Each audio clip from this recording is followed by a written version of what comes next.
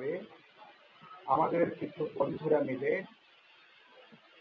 যারা রাজনীতির মানুষ কিন্তু সরাসরি অনেকেই মাঠের রাজনীতিতে সক্রিয় থাকতে পারছেন না, তারা রাষ্ট্র নিয়ে চিন্তা করেন, দেশ নিয়ে চিন্তা করেন, দেশের গণতান্ত্রিক উত্তরণ নিয়ে চিন্তা করেন, তারা পলিসি লেভেলে কাজ করতে চান, নীতি নির্ধারণী পর্যায়ে কাজ করতে চান এবং তারা একটা বিকল্প ভাবনা, একবিংশ শতাব্দীর উপযোগী কিভাবে একটা রাষ্ট্র, সমাজ, সংবিধান হতে পারে, এই কাজের প্রণোদনা থেকে গণতান্ত্রিক রাষ্ট্র পরিষদ গঠিত হয়েছে। আমি তাদের উদ্যোগের জন্য তাদেরকে ধন্যবাদ জানাই এবং আমি আশা করব আগামী আমাদের দেশের একটা গুরুত্বপূর্ণ ক্রান্তিকারী তারা যে কাজটা শুরু করেছেন, ভবিষ্যতে গণতান্ত্রিক রাষ্ট্র পরিষদ আমাদের গণতান্ত্রিক রাষ্ট্র নির্মাণের যে রাজনৈতিক প্রকল্প, সেখানে চিন্তার দিক থেকে, নীতির দিক থেকে, ভাবনার দিক পালন করবেন। তাদেরকে শুভেচ্ছা এবং অভিনন্দন। কবি মোহন রায় এখানে বললেন না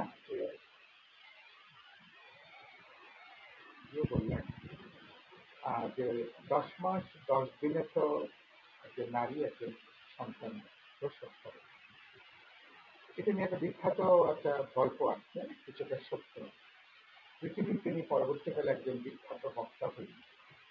লন্ডনে তিনি একটা বক্তৃতায় মঞ্চে দাঁড়িয়ে তিনি সেই পক্ষে আমি ধারণ করেছি বলতে যাচ্ছেন, এরকম আইকনটি বলার পরে তিনি দ্বিতীয় শব্দ বলতে পারছেন না, আবার বললেন আইকনকে, মুখ থেকে দ্বিতীয় বা তৃতীয় শব্দ আর বের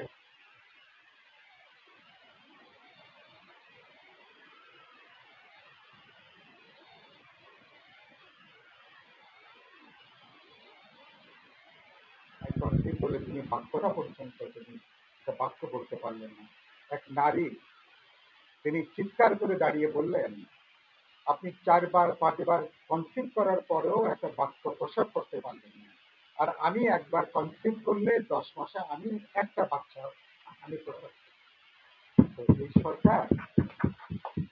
এই সরকার ইতিমধ্যে 10 মাস পার হয়েছে। ওনারা 10 মাস আগে ওনারা কনসিভ করার পরে ওনারা 10 মাস আগে কনসিভ করেছেন। তিনটা গুরুত্বপূর্ণ হয়তো আমরা বাচ্চা প্রসব করবো।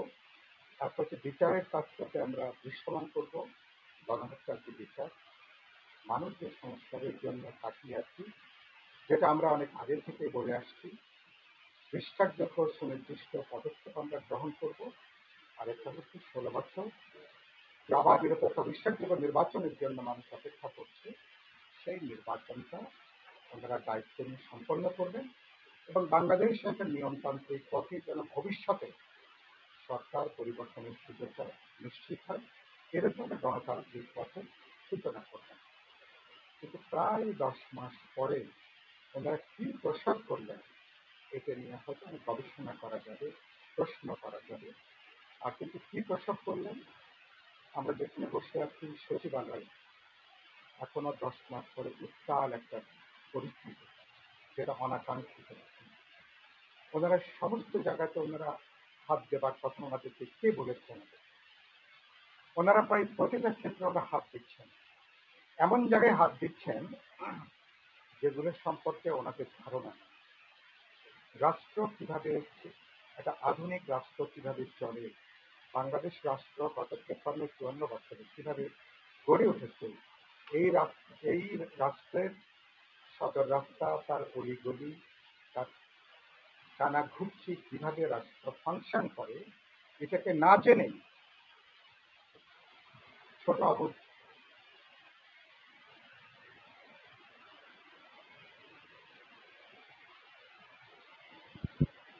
ওনারা সদিচ্ছা সাথে নিশ্চয়ই খাচ্ছেন, কিন্তু অভিজ্ঞতা, দূরদর্শিতা, প্রজ্ঞার কারণের জন্য যা দেখছেন মনে হচ্ছে এখানে ওনাদের হাত দেওয়া হচ্ছে, মনে হচ্ছে এটাকে ওনাদের অ্যাড্রেস করা হচ্ছে, মনে হচ্ছে এখানে ওনাদের পরিবর্তন করা হচ্ছে। এটাকে বন্ধ করা, এটাকে বন্ধ করা দরকার। সমস্ত কিছুতে বাংলাদেশটাকে ওনারা সবকিছু করবেন, এবং যে উপদেষ্টা যিনি বিদেশ উপদেষ্টা বলেছিলেন ওনাদের সবকিছু করেন নাকি সরি ম্যান্ডেট আছে, মেহরবানি করে সবকিছু করার ম্যান্ডেট বাংলাদেশের মানুষ আপনাদেরকে দেয়নি। এখানকার রাজনৈতিক দলগুলো আমরা আপনাদেরকে দেই। আপনারা উচ্চ আদালতের রেফারেন্সে যেভাবে সরকার গঠিত হয়েছে, সরকার কিভাবে চলবে, 5 তারিখে বঙ্গভবনে ক্যান্টনমেন্টে আলোচনা করে আমরা মোডালিটি ঠিক করে দিয়েছিলাম। 8 তারিখে সরকার তারা শপথ নিয়েছেন, তারা দৈনন্দিন কাজগুলোকে তারা সম্পন্ন করবেন, রুটিন ওয়ার্ক করবেন। আর কি করবেন? যেগুলোর ব্যাপারে আমাদের মধ্যে বোঝাপড়া আছে, আন্দোলনকারী জনগণ, ছাত্র বা রাজনৈতিক দল, বিচারের ব্যাপারে, সংস্কারের ব্যাপারে এবং নির্বাচনের ব্যাপারে, ফেয়ার এনাফ, এইটুকুর মধ্যে আপনারা থাকবেন। আর দৈনন্দিন কাজ চালাতে গেলে অর্থনীতি, সমাজ, যেগুলো নীতি নির্ধারণের কোনো প্রশ্ন নেই। কিন্তু বেশিরভাগ সময় ওনারা হলুদ লাইন পেরিয়ে ওনারা রেড জোন কিন্তু পার হয়ে যায়। ওনারা হলুদ লাইন পার হয়ে রেড জোন ওনারা কিন্তু অতিক্রম করে। সেই জন্য অনেক সময় ওনারা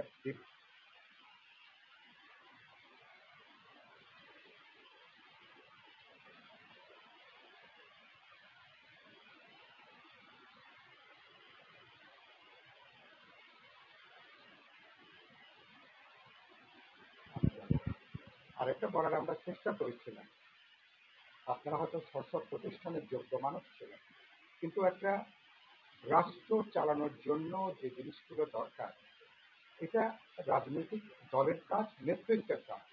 কত দ্রুত প্রয়োজনীয় কাজগুলো সম্পন্ন করে সেখানে যেতে পারেন, সেটাই আপনাদের প্রধান বিবেচনা প্রশ্ন হবে। গত 24 ঘন্টায় গুরুত্বপূর্ণ আলোচনার বিষয় ওবায়দুল কাদেরের গত 6 মিনিটে, গত দিন 6 মিনিটে একটা ভিডিও সেখানে প্রচার করা হয়েছে। তিনি 5-7 ঘন্টা কিভাবে তিনি বাথরুমে লুকিয়েছিলেন সেটা তিনি খোলামেলা বলেছেন, এবং 3 মাস তিনি অপেক্ষা করেছিলেন যে বাংলাদেশে এখানে গার্মেন্টস থেকে শুরু করে বিভিন্ন ক্ষেত্রে জেনুইন যে আন্দোলনগুলো চলছে, এই আন্দোলনগুলোর কোনো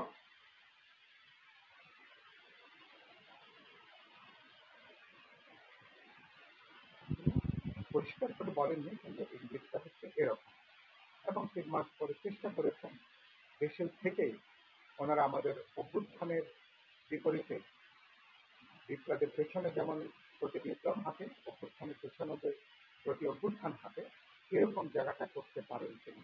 এরপরে উনি দেশ ত্যাগ করেছেন, পালিয়ে গেছেন, সেটা কারণ এখনো পর্যন্ত, এবং গতকাল সাংবাদিকদের প্রশ্নের উত্তরে এখনো ন্যূনতম কোনো আত্মসমালোচনা নাই, কোনো আত্মোপলব্ধি নাই, কোনো ক্ষমা প্রার্থনা নাই, এবং ন্যূনতম কোনো যে অনুশোচনা বোধ এবং চুল পরিমাণ এখনো পর্যন্ত পারমানেন্ট চোরান আসনের ধর্মের কাহিনী, এত বড় ঘটনা, এত বড় গণহত্যার পরে, এত অপরাধের পরে এখন তার নানা চেহারায় তারা যে ফেরার চেষ্টা করছে এবং করবে, এটাকে হিসাবের মধ্যে এটাকে নেওয়া হচ্ছে।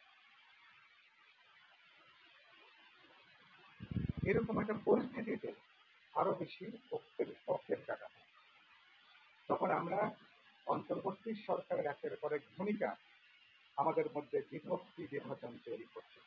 রাজনৈতিক দলগুলোর এখন যে অনাকাঙ্ক্ষিত যে বিভক্তি বিভাজন, তার জন্য অনেকখানি বর্তমান অন্তর্বর্তী সরকার দায়ী।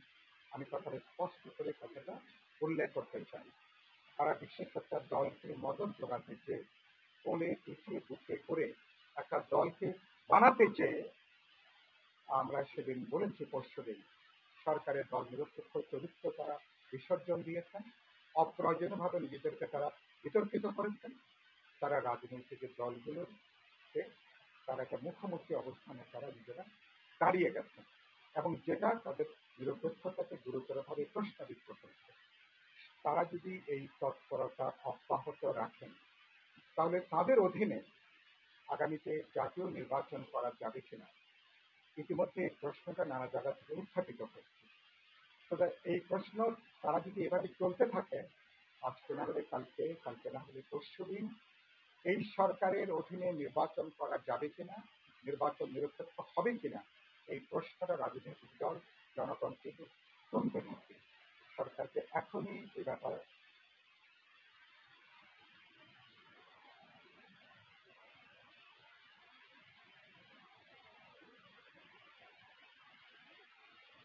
এই কথা আমি বলেছি, অন্যরা বলেছে। 2 নম্বর কথা হচ্ছে যে নৈরাজ্যের জায়গাটা হচ্ছে কেন। একদিকে মানুষ দেখছে সরকার দুর্বল, আরেকদিকে মানুষ এখন দেখছে সরকার অকার্যকর। কোনো মানুষ যখন মনে করে কেউ দুর্বল এবং অকার্যকর, তার ন্যূনতম কোনো থেকে ইফেক্টিভনেস নাই, তখন একটা আধা নৈরাজ্যের পরিস্থিতি তখন তৈরি হয়। এবং সরকারের একসাথে সব জায়গায় হাত দিতে যে তারা গোটা দেশটাকে এখন একটা অচল অবস্থার দিকে তারা নিয়ে দিচ্ছে। ঢাকাতে তো সরকার চলছে না, ঢাকার শহর এখন চলছে না, এমনিতে বাসযোগ্য নাই। ঢাকা শহরে প্রতিদিন লক্ষ লক্ষ শ্রমঘণ্টা নষ্ট হচ্ছে। তার মানে সরকার সচিবালয়, যেখানে সরকারের প্রাণ কেন্দ্র, সেই সচিবালয়তেই নিজেরাই এনবিআর এর আন্দোলন চলছে। বিদ্যুতের যারা কর্মচারীরা তারা শহীদ মিনারে তার অবস্থানে তারা সেখানে আন্দোলন করছে। সচিবালয় রাষ্ট্র সরকারের প্রধান যে যেখানে প্রাণ প্রভা থাকে, যেখানে প্রধান যে কাজগুলো চলে, সেটা যে উত্তাল, এটা কিছু স্বাভাবিক অবস্থা বলা যাবে। 10 মাস পরে এই দায় দায়িত্ব তো এখন রাজনৈতিক দলগুলোকে গ্রহণ করবেন। আমরা সেদিন স্পষ্ট করে বলেছি, আজকেও বলতে চাই, আপনারা যে পরিমাণ সমর্থন পেয়েছেন ছাত্র জনতা রাজনৈতিক দলগুলো থেকে গত 53-54 বছরে, আর কোন সরকার জনগণের এরকম বিপুল সমর্থন পায়নি। সমর্থন পায়।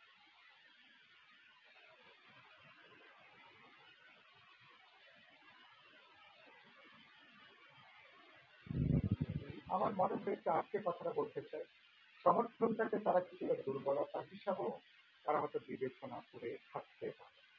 যে রাজনৈতিক দলগুলো তো অন্য কিছু করার নাই, আমাদেরকে সমর্থন দেওয়া চাই না।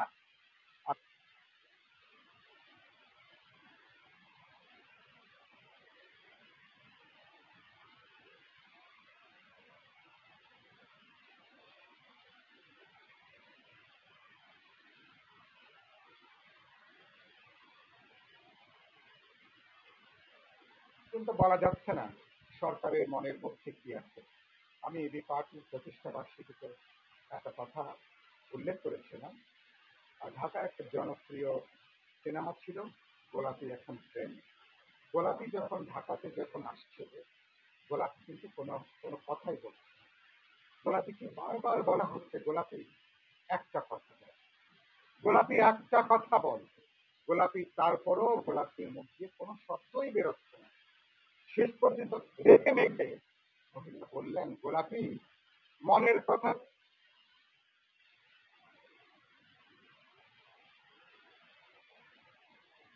পার হয়েছে।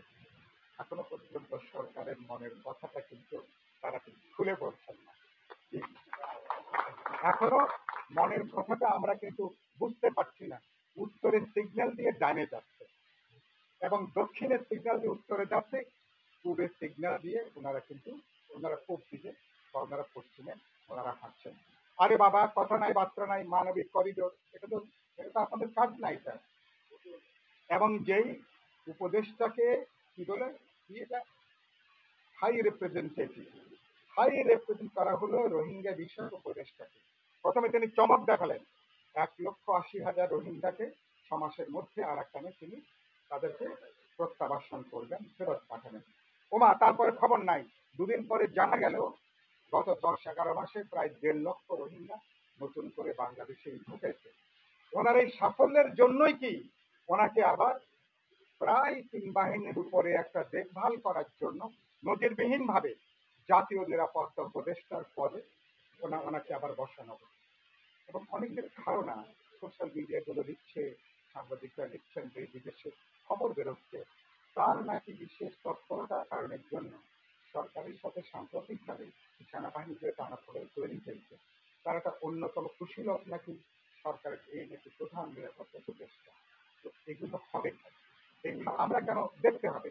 ইতিমধ্যেই সেনাবাহিনী পরিষ্কার করে বলেছেন, আগের দিন সেনাপ্রধান বলেছেন, কালকে সেনা দপ্তর থেকে তারা পরিষ্কার করে বলেছেন তাদের বক্তব্যটা মানুষ গ্রহণ করেছে। মানুষ তাদের বক্তব্যকে মানুষ সাধুবাদ জানিয়েছে। সেনাবাহিনী যেখানে সুযোগ পেলেই তারা হস্তক্ষেপ করে, ক্ষমতা দখল করে। বাংলাদেশের এরকম একটা ক্রান্তিকালেও তারা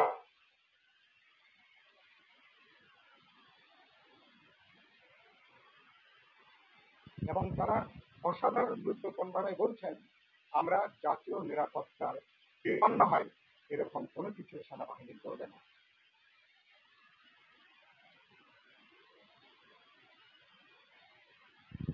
তবে স্বাভাবিকভাবে এগুলো বলবার কথা, কিন্তু এরকম একটা অবস্থাতে উচিত হবে না। আমরা বলেছি প্রধান উপদেষ্টাকে, আমাদের কেউ কেউ চেষ্টা করছেন সরকারের সাথে সেনাবাহিনী টানাপোড়েনটা বাড়িয়ে তোলার জন্য এই তৎপরতা বন্ধ করতে। সুতরাং এই তৎপরতাগুলো বন্ধ করে আমরা বলেছি যে আপনারা এজেন্ডাটাই ছোট করে আনেন, বিষয়টাকে দৃশ্যমান করেন, কার্যকর করেন। দ্বিতীয়ত বলেছেন আমরা একমত, ন্যূনতম প্রথম দায়িত্ব এখানে আছে রিফর্মের ব্যাপারে, সংস্কারের ব্যাপারে খারাপ আলোচনা করে আমরা একটা সমঝোতার সাথে স্বাক্ষর করি।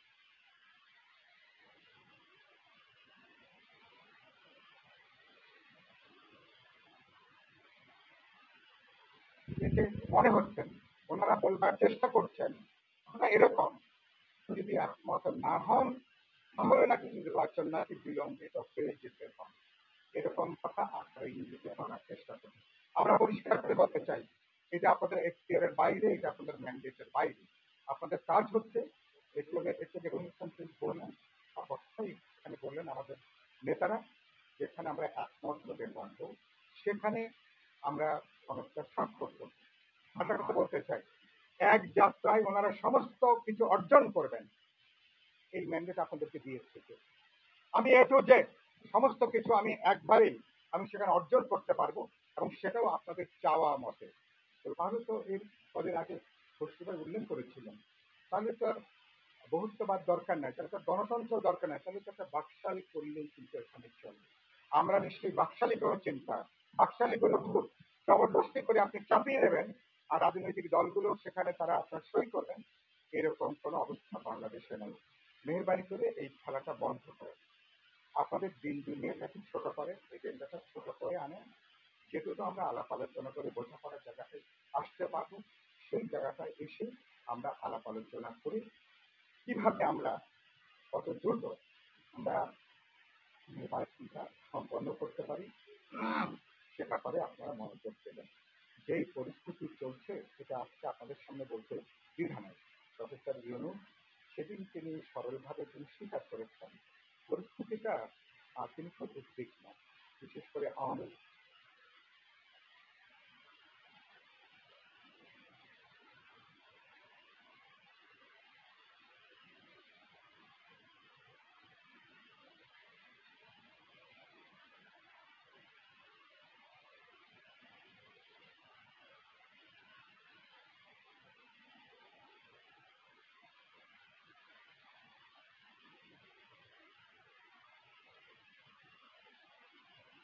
উদ্ভাবন করছেন এবং কালকেও দেখলাম আমাদের তরুণদের এক নেতা তিনি বললেন তিনি আন্দোলনরত তাদেরকে তিনি আবার একটা হুমকি তিনি আবার দেওয়া তিনি শুরু করলেন।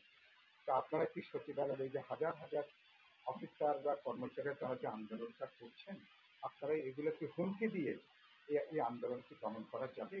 এগুলো হুমকি দেওয়ার প্রশ্ন না। আপনারা আগুনের মধ্যে আপনাদের এই তরুণরা যাদেরকে চেষ্টা, যাদের প্রতি আমাদের ভালোবাসাটা এখনো পর্যন্ত আমরা রাখতে চাই, কিন্তু প্রতিদিন তাদের বক্তব্য উদ্বেগ তৈরি করছে, আশঙ্কা তৈরি করছে, আরো বিভক্তি তৈরি করছে, বিভাজন তৈরি করছে, হিংসা বিদ্বেষটা তৈরি করছে। সময়টা এখন এরকম না। সেই জন্য বলবো অনেক হয়েছে, আপনারা তাদেরকে একটু মেহরবানি করে তাদেরকে একটু সংযত করাটা খুব জরুরি। অতি কথন বাড়াবাড়ি এবং অতীতে ঘটেছে অনেক অভ্যুত্থান, তারপরে আবার সেখানে পাল্টা একটা অভ্যুত্থান হয়েছে, পাল্টা প্রতিক্রিয়াশীল শক্তি নানা চেহারায় তারা কিন্তু আবার ফিরে এসছে। মেহরবানি করে আমি যেটা বলে কথাটা শেষ করব যে এই সরকারকে প্রফেসর ইউনূস আজকে রাত্রে তিনি জাপানে যাবেন, আমরা ওদিন বলেছিলাম, মঞ্চ থেকে কথাটা বলেছিলাম, আপনার উচিত হবে জাপান যাবার আগেই জাতির উদ্দেশ্যে আপনাকে বক্তব্য রাখা। এই যে আগে প্রথম দিন 3টা দলের সঙ্গে কথা বললেন বিএনপির সহ, পরের দিন যে 19টা দলের সঙ্গে আলোচনা করলেন, আলোচনা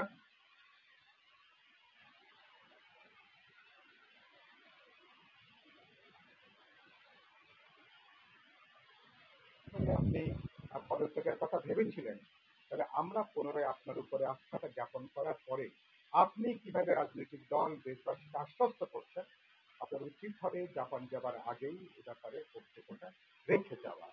তাহলে কিন্তু বাংলাদেশকে এরকম একটা অনিশ্চিত দোলাচলের মধ্যে রেখে অবস্থাটা কিরকম, সমান কাঁচের মধ্যে যদি পারদ রাখেন, পারদটা কোন দিকে দৌড় দেবে আমরা কিন্তু জানি না।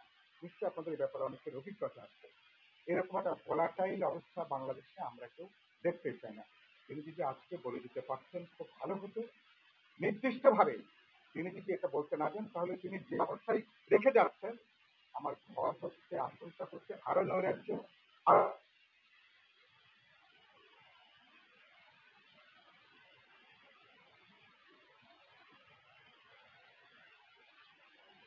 আপনার চিন্তা করবেন, আলোচনা করবেন। আমরা আপনাদেরকে সহযোগিতা করতে চাই, সহযোগিতা থেকে সাথে উচিত হবে এটাকে দুর্বলতা বিবেচনা না করা। আর সুতরাং সবাইকে আস্থায় নেন, আলোচনা করেন, কথাবার্তা বলেন, কথাবার্তা বলি যেন আমরা সংগঠনে বলেছি এই ডিসেম্বরের মধ্যে যে আপনার সঙ্গে দলগুলো যদি বোঝাপড়া থাকে, যদি 1 সপ্তাহ 15 দিন সময় বেশি লাগে, তাহলে কি খোঁজখবর তাহলে কি না করবেন? তাহলে আমরা কি ইলেকশনকে আমরা কি না করবো? যদি বলি যে আপনি আমাদের সঙ্গে একটা অর্গানিক এনগেজমেন্টের মধ্যে আছেন, বোঝাপড়ার মধ্যে আছেন, তাহলে কোনো সমস্যা হবে না। আশা করি সরকারি শুভবুদ্ধির উদয় হবে এবং এবং সেক্ষেত্রে আমরা সরকারকে সফল দেখতে চাই। কিন্তু কেউ যদি নিজেকে যদি ব্যর্থতার দিকে নিয়ে যেতে থাকেন ধারাবাহিকভাবে, তাহলে আমরা শত খেলা দিয়েও কিন্তু তাকে কিন্তু রক্ষা করতে পারবো না।